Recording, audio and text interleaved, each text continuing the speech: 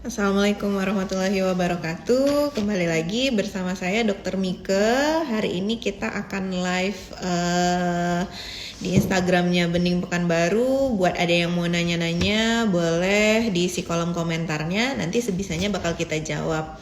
Nah, hari ini kita temanya skincare rutin ya. Tapi kalau mau ada yang mau bertanya di luar itu juga boleh. Nanti sebisanya dijawab.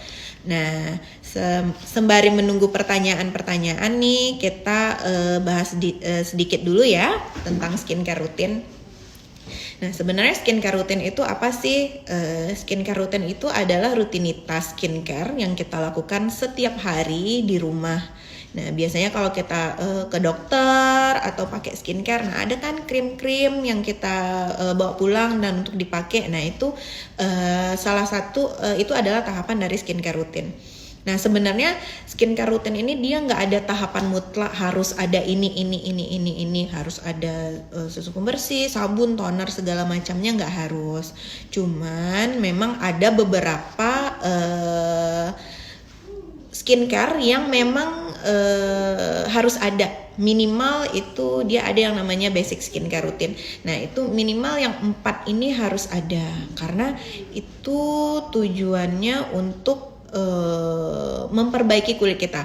Di luar itu nanti kayak ada tambahannya, itu boleh tergantung dari masalah kulit.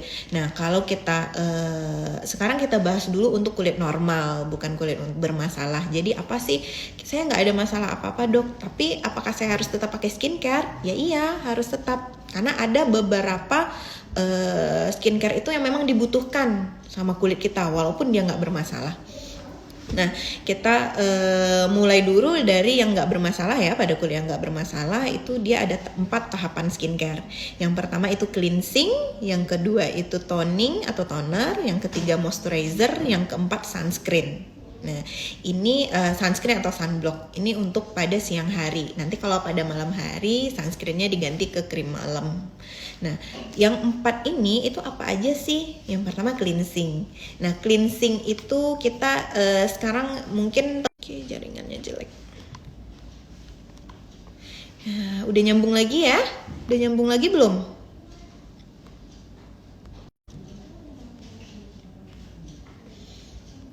Nah, double cleansing itu apa sih? Double cleansing itu dia pembersihan wajah dengan 2 tahap. Yang pertama itu yang disebut dengan first cleanser. First cleanser itu biasanya kalau di Bening itu dia selalu ada tuh yang namanya milk cleanser sama micellar water. Nah, itu fungsinya untuk first cleanser. First cleanser itu ada yang oil base. Oil base itu dia milk cleanser, cleansing oil, cleansing balm. Nah, itu tuh yang bahan dasarnya itu minyak. Yang kedua ada yang water base. Water base itu yang micellar water. Nah, apa sih bedanya dan tujuannya? Tujuannya itu sama-sama untuk ngebersihin. Bedanya kalau yang pada kulit berjerawat, nah sebaiknya menggunakan yang water base atau micellar water.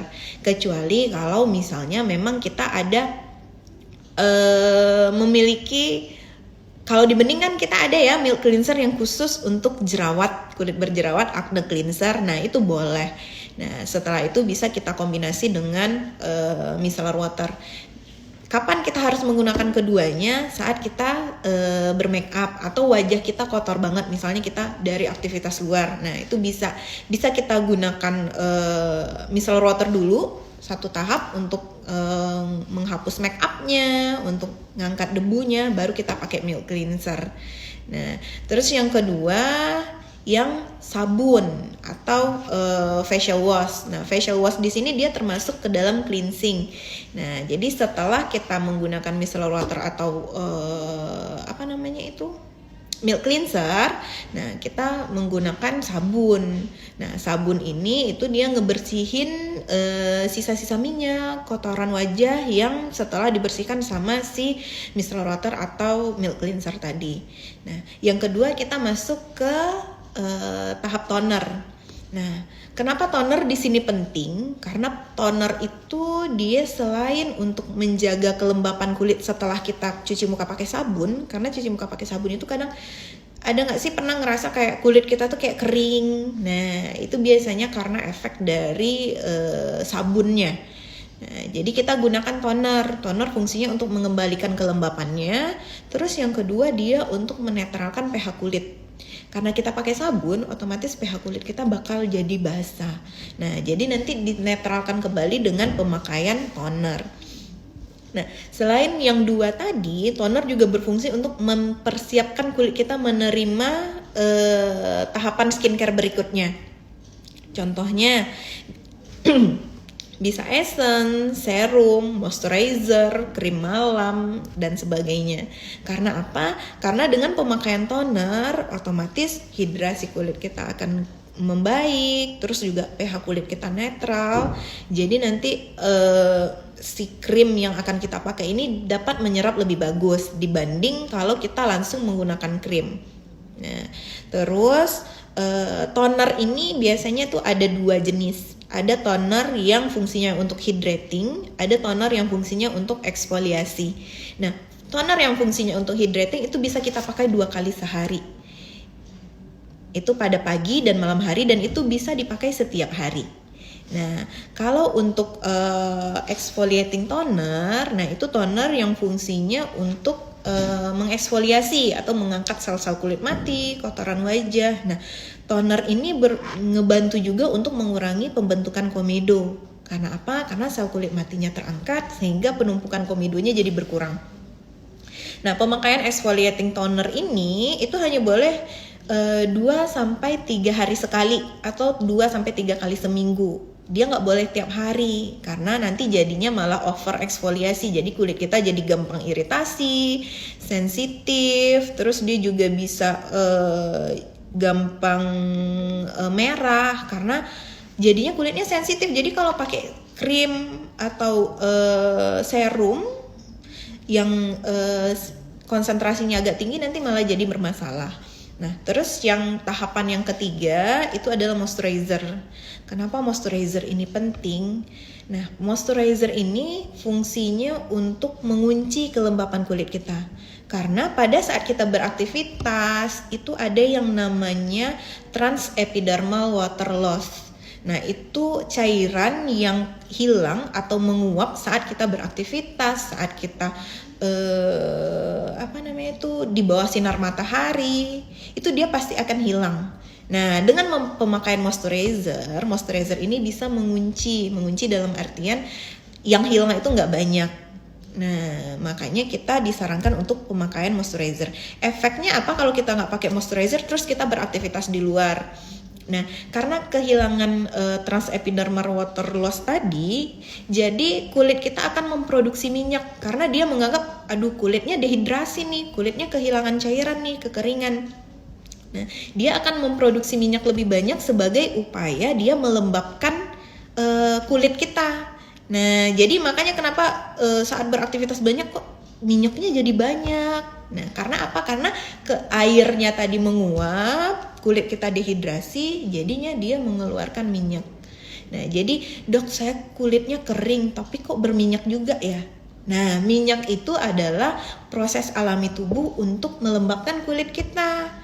Jadi kalau pada kulit kering harus pakai moisturizer biar produksi minyaknya nggak berlebih kayak gitu. Nah,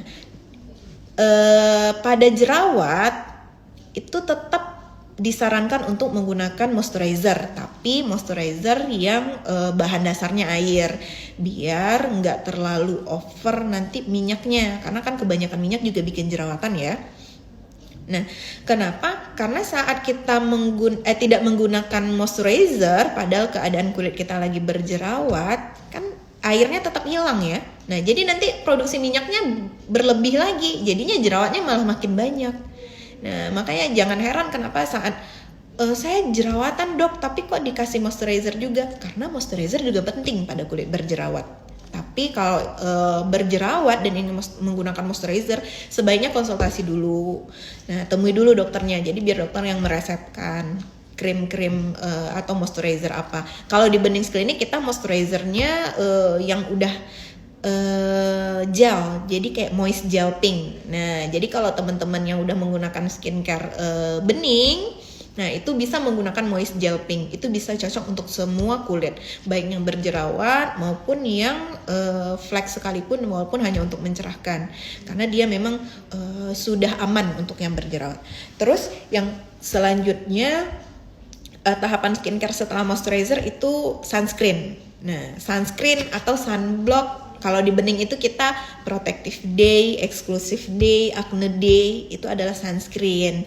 Nah, kenapa sunscreen ini sangat-sangat penting? Karena dia membantu melindungi kulit kita dari sinar ultraviolet. Kenapa? Karena sinar ultraviolet ini efeknya sangat buruk sekali, apalagi jangka panjang ya. Kalau jangka pendeknya itu dia bisa gosong, kayak kulit terbakar. Nah, kadang kalau kita liburan nggak pakai sunscreen di bawah matahari langsung, nanti 1 atau 2 hari setelah liburan itu kulitnya jadi merah. Terus 2-3 hari setelah itu jadi gosong, hitam. Nah, itu efek dari terbakarnya kulit saat kita di bawah matahari langsung. Nah, di bawah matahari langsung itu sangat-sangat penting penggunaan sunscreen. Sedangkan kita udah menggunakan sunscreen aja kadang kulit masih bisa terbakar, apalagi nggak pakai sunscreen sama sekali. Nah, terus yang kedua, efek sinar ultraviolet itu juga bisa untuk memperparah flek, menimbulkan flek, dark spot, nah melasma itu bisa. Jadi kalau kita udah ada fleknya, udah ada dark spotnya, udah ada freckles-nya, pakailah sunscreen. Wajib, itu nggak bisa ditolerir lagi. Kalau nggak nanti fleknya bisa makin tebal. Nah, karena si flek ini nih yang jadinya makin tebal efek dari sinar ultraviolet tadi. Terus sinar ultraviolet jangka panjang, yang paparan sinar ultraviolet jangka panjang juga bisa menimbulkan penuaan dini. Itu yang kayak garis halus, kerutan. Nah, itu bisa akibat efek dari sinar ultraviolet. Nah, kalau yang parahnya, efek sinar ultraviolet yang parahnya itu bisa sampai kanker kulit. Nah, cuman itu jarang, tapi tidak menutup kemungkinan. Karena sekarang ini kejadian kanker kulit itu udah banyak sekali. Jadi pakailah sunscreen atau sunblock yang menggunakan SPF, minimal SPF-nya 30. Karena kalau 30 itu kita pengulangan sunscreen-nya bisa 4 atau 5 jam sekali. Kalau kamu menggunakan skincare atau teman-teman sekalian menggunakan skincare yang SPF-nya 15, berarti dia tahannya cuma 150 menit. Jadi setiap 2 jam kita harus touch up skincare. Nah, harus touch up sunblock-nya. Jadi kalau pada orang yang beraktivitas itu agak repot. Jadinya nanti malah aduh belum touch up sunblock nih. Oh ya udahlah nanti aja. Nah, jangan. Makanya sebisa mungkin pakai sunscreen itu yang SPF-nya minimal 30. Jadi pengulangannya juga nggak terlalu jauh, nggak terlalu dekat. Jadi kita bisa beraktivitas. Nah, terus selain itu manfaat dari basic skincare ini, dia menutrisi kulit kita. Nah, dari yang 4 ini ada lagi tambahannya. Kalau ini kan dia 4 ini pada kasusnya kalau kita kulitnya normal. Kalau kita punya kulit bermasalah kayak yang berjerawat, kayak flek atau kusam pengen mencerahkan, itu kita bisa tambahkan serum, krim malam, itu bisa. Nah, serum itu pemakaiannya di mana? Serum itu kita pakai sebelum penggunaan moisturizer. Jadi setelah pakai toner, kalau yang rajin mau pakai essence boleh, mau langsung serum juga boleh. Karena sebenarnya essence itu sama serum fungsinya hampir sama sih, tapi serum itu dia konsentrasinya biasanya lebih tinggi dibanding essence. Jadi penggunaan serumnya ya yang sesuai dengan kondisi kulit. Kalau misalnya kita kulitnya berflek, pakailah serum. Kalau yang produk dari bening bisa pakai serum. Kalau yang bagus itu dia serum diamond atau serum ultimate. Nah, itu juga bisa. 2 serum itu bagus untuk pencerahan dan anti-aging. Kalau kamu bermasalah di pori, bisa menggunakan serum pori. Kalau kamu bermasalah di anti-aging, pengennya untuk anti-aging atau kulit udah mulai ada garis halus, nah bisa menggunakan serum Deluxe. Kalau di bening kita produknya serum Deluxe ya. Serum Deluxe itu bagus untuk anti-aging. Nah, setelah serum bisa digunakan moisturizer. Nah setelah itu bisa menggunakan krim. Kalau pada malam hari pakai krim malam. Nah di bening kita ada, kalau krim malam kita ada yang untuk pencerahan, ada yang untuk flek, ada yang untuk jerawat. Nah itu kurang lebih skincare rutin. Yang penting sih yang 4 tadi itu wajib ada. Nah, ditambah lagi nanti tambahannya itu tergantung kondisi kulit masing-masing. Oke, kayaknya udah ada beberapa pertanyaan nih. Kita mulai jawab pertanyaan dulu ya. Karena nih sambil konsul pasien juga, sambil treatment juga. Jadi kayaknya hari ini nggak bakal bisa banyak jawab pertanyaan. Tapi sebisa mungkin dijawab, semua yang nanya bakal dijawab. Oke, kita mulai dulu dari mana pertanyaan ini. Nah, Dok, milia di sekitar mata gimana cara hilanginnya? Produk bening apa yang bagus? Nah, milia di sekitar mata itu bisa dihilangin dengan, kalau kita di sini yang bagus itu menggunakan laser CO2 fractional skin tag. Nah, skin tag bisa untuk milia, tai lalat, santelasma, syringioma itu bisa. Nah kalau untuk produk, sebenarnya produk khusus yang untuk menghilangkan milia itu nggak ada. Cuman biar milianya nggak cepat tumbuh atau nggak gampang tumbuh, rajin dibersihin area sekitar matanya. Terus yang kedua, sering eksfoliasi bisa menggunakan toner eksfoliasi, bisa scrub atau peeling. Nah, cuman kalau peeling itu dilihat dulu lokasinya, dan peeling ke klinik aja, jangan pakai home peeling karena itu areanya sensitif banget di sekitar mata. Nanti kalau misalnya peeling di rumah sendiri takutnya malah mengiritasi. Nah, jadi untuk milia bisa dibantu dengan pemakaian dihilangkan dengan menggunakan laser CO2 fractional ya. Itu biasanya 1 kali treatment dia hilang. Cuman memang karena milia itu dia ada dari milia itu dia lupa lagi istilahnya. Milia itu dia genetik. Nah bawaan, genetik aja susah. Nah jadi dia bisa tumbuh lagi. Jadi setelah kita buang nanti bisa muncul lagi. Karena dia genetik biasanya. Pada orang tua yang milia, biasanya anaknya juga milia. Nah cuman cara biar dia nggak tumbuhnya cepat, itu tadi rajin dibersihin terutama. Oke, itu milia yang jerawat karena pakai masker terus jerawatnya jadi breakout. Nah, pemakaian masker memang ada beberapa pada kulit sensitif sih biasanya dia berefek jadi kulit kita gampang jerawatan. Nah, gimana caranya? Pertama maskernya harus sering diganti. Yang kedua pakai masker yang menyerap keringat.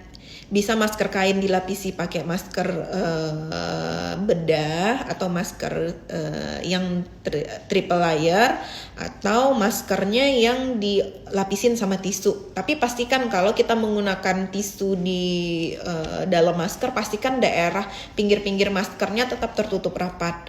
Nah biasanya kenapa jadi gampang jerawatan, karena masker itu dia bikin area yang tertutup masker itu jadi lembab. Nah ditambah lagi karena kita ngomong, nah jadi uap dari mulut itu dia di mulut kita itu banyak kuman ya. Nah sisa-sisa makanan itu bisa tuh bikin kayak daerah sekitar mulut kita itu jadi lembab. Nah jadi kayak jerawat itu lebih suka di sana.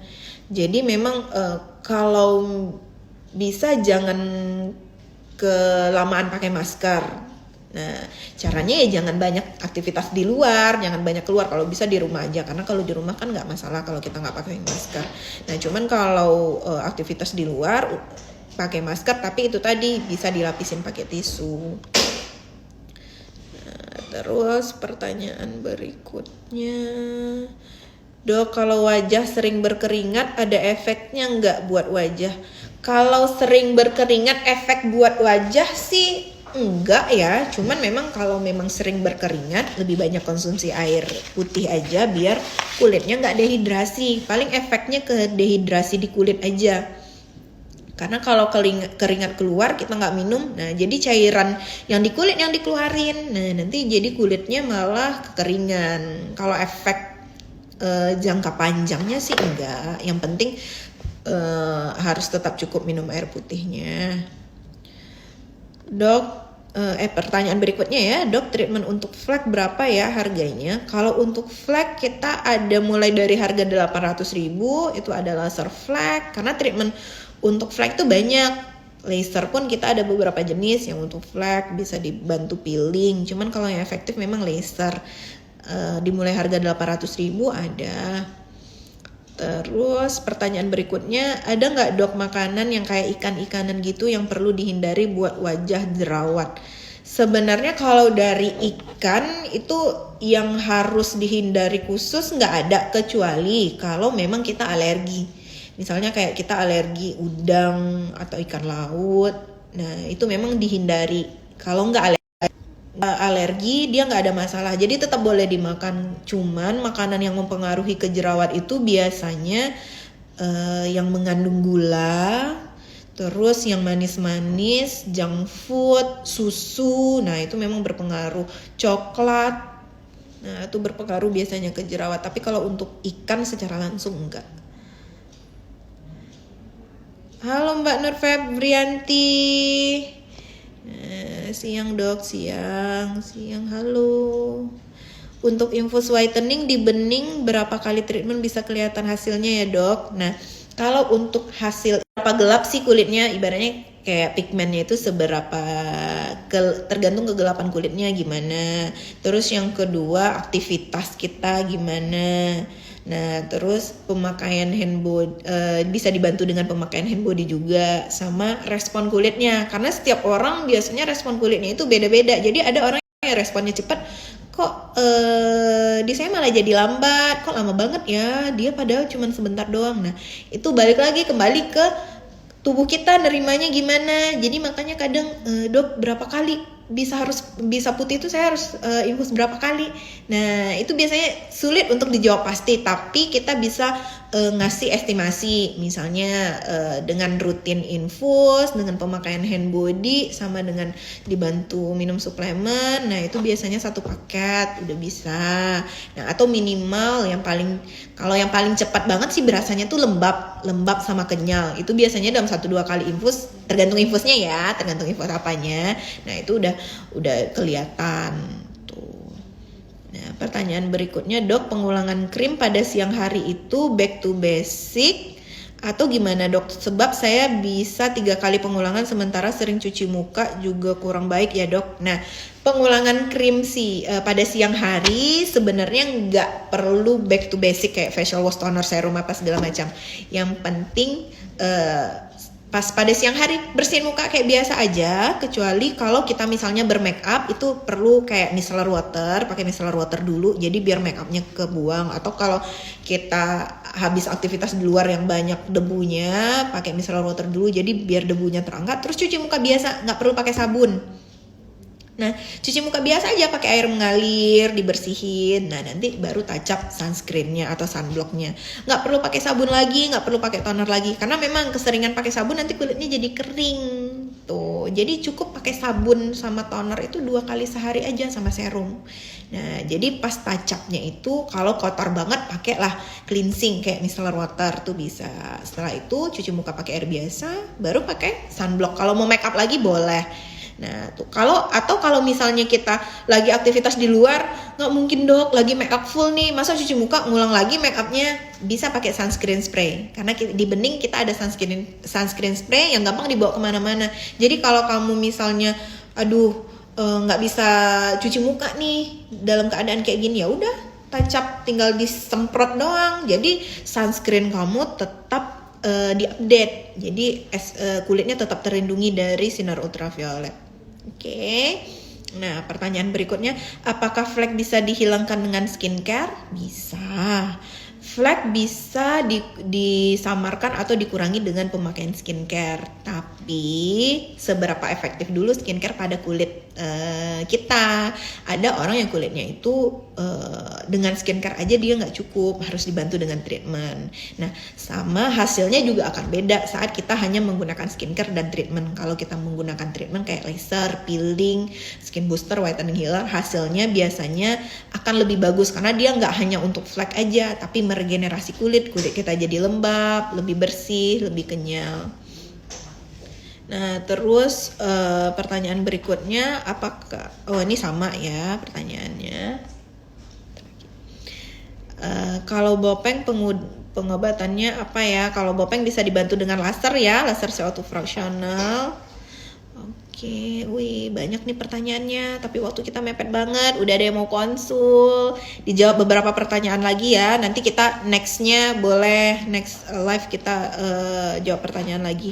Dok, kalau kulit sering memerah pakai krim steroid, baiknya kita pakai bening skincare yang mana ya dok? Nah, kalau untuk konsulkan dulu, ketemu dokter dulu, dicek dulu kulitnya udah segimana parahnya, nanti baru diresepin skincare.